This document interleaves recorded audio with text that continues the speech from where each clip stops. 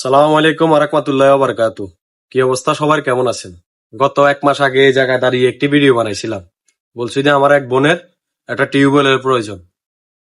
তো ভিডিওটা কিছু মানুষের নজরে পড়ে যে ফেসবুক এমন একটা মাধ্যম যে ভিডিওগুলা ঘুরে ঘুরে ঘুরে অনেকের চোখের মধ্যে পড়ে। তো যাই হোক, একটা সংস্থার নজরে পড়ছে, তাও আমাদের গ্রামের মনির কাকা আর বাচ্চু মামার নজরে পড়ছে। ওনাদের মাধ্যমে একটা সংস্থা আমার বোনটার একটা কল দিছে। আসলে বোনটার কিছুই নাই। তো এইভাবে আপনাদের ভালোবাসায় প্রতিনিয়ত আমরা ভিডিও দেখেন, শেয়ার করেন, এই জন্য মানুষের চোখে পড়ে। সবসময় বলবো যে মানবতা হোক এক আল্লাহর সন্তুষ্টির জন্য, কাউকে রাজি খুশি করানোর জন্য না।